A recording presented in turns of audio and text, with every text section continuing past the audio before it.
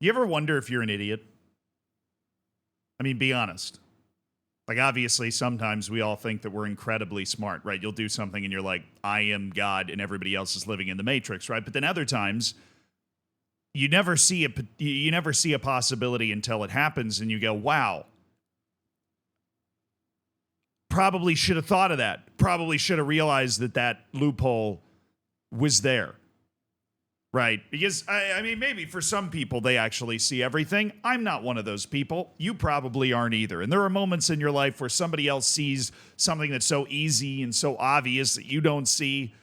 And you just end up acting a fool. You have no idea that it's going on, and now you're fucked. Well, except we're not fucked in this case. I'm just amazed and frightened by the genius of the person involved in this story. And that's the person that ends up actually getting fucked. This has to do with Romania, which if you are an enjoyer of FNG or Niran on YouTube, you are familiar with his Football This Week video series. He has a Romania This Week segment because Romania is a land of peculiar nonsense, and that is what we have stumbled upon today. And it's crossing over with the Portuguese world. So some of the Portuguese fans of this channel might be familiar with what I'm going to talk about. A guy named Mario Tudose. Mario Tudose plays in the Romanian league, okay? And this is the table. I'm sure you're already familiar, but just let me clue you in case you have no idea. Argeș Pitești, they're not normally a good team. In fact, this is quite a surprise, quite a serious surprise, considering FCSB, allegedly the best team in the league, is down here in 13th. Cluj is down here. They were in Europe this year, right? But Argeș Pitești has got 15 points from 8 matches. They are flying. And a big reason for that is this 20-year-old guy named Mario Tudose. He's a center back who is one of the most valuable players in the league at this point.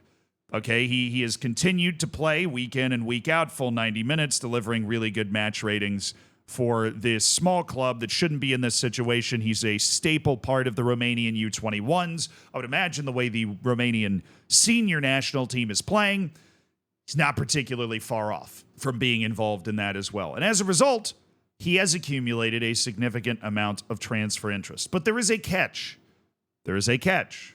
Because Mario Tudose is a player that was in Benfica's youth system. That's where Portugal comes in.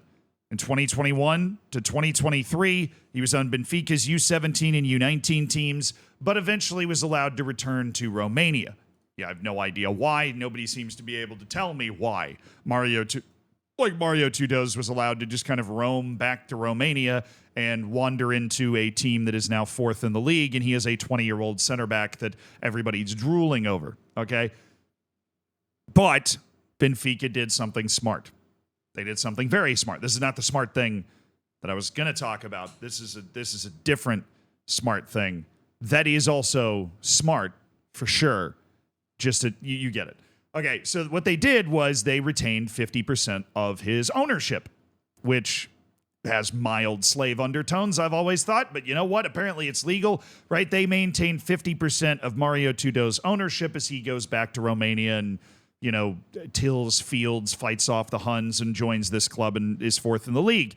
So them owning 50% of him means that any transfer that involves Mario Tudose is going to give 50% of that value to Benfica, which, great for Benfica. Except a particularly enterprising man at FC Argeș seems to have figured out a way around that. And that is causing serious issues, as you could possibly imagine. The way this article, by the way, which has been translated from Portuguese, we also have another article that's been translated from Romanian, so Google Translate's getting a workout here. Benfica recognized the player's quality and retained 50% of his economic rights. They also have a 48-hour period to react to any deals he's made to try and bring him back. Tudose grew up. He's great. FCSB, the club I mentioned, notices him and decided to sign him. And that's how it all began. Gigi Bacali is the owner of FCSB. That is this guy. He looks like a flamboyant, ultra-millionaire owner that runs a giant club in an Eastern European country. He's honestly, like, if you had to pull somebody out of central casting that was doing that job, you probably would end up with Gigi Bacali. He's obviously run the club well, as FCSB had a brilliant European campaign last year, not going so well this year. So he hits up his boy, Danny Coleman. okay, or Coman, president of Argis Pitesti, which is obviously the club that this guy's playing for right now. They start chopping it up. Now, Danny Coman goes, hey, Baroham, sorry, I have a large Rolodex of options here. I'm going to go with, what's up, Abraham Lincoln? I need 2 million euros if you're going to get Mario Tudose. And Bacali, who is at FCSB, is like, Brotato Chip, absolutely not. Not going to do that. He came back with an offer of 1 million euros for this guy, Mario Tudose. But Coman obviously went to Bacali and was like, that's not enough money. And he mentioned up front, apparently, like, look, we're going to have to split this amount with Benfica.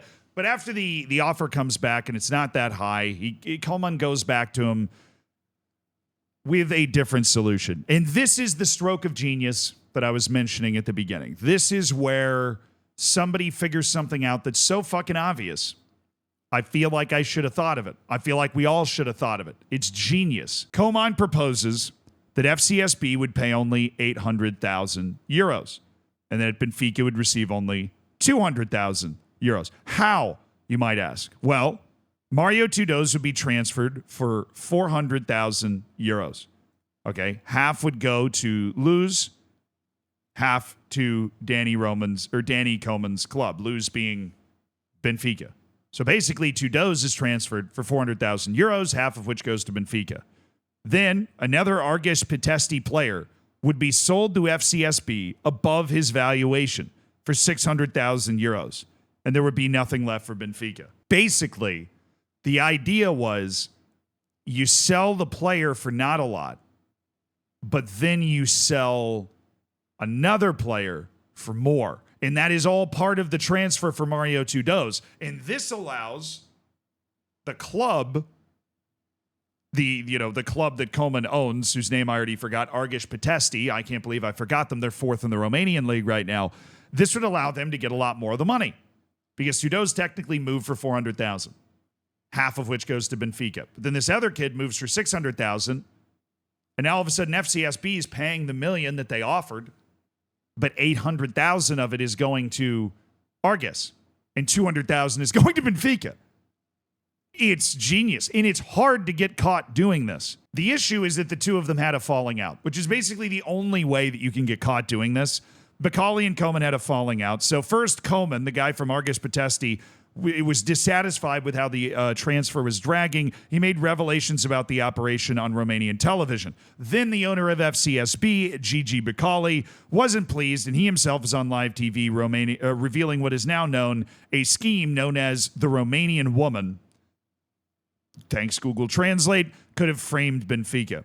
This is the quote. I knew Danny Coman as a man of integrity, honesty, an impressive man, but I'd never seen anything like this in my life. Initially, I told him I would give 1 million euros, which would split, obviously. However, he told me to negotiate the Romanian way, offering 400,000. I would offer 400,000, Benfica would get 2, and then we get another player for 600,000 euros so he could cheat Benfica. That way, Argis would get 800,000 euros, and Benfica, obviously, 200,000 euros. But now that it's all public, that deal has actually blown up. And I'm kind of amazed that they got caught here.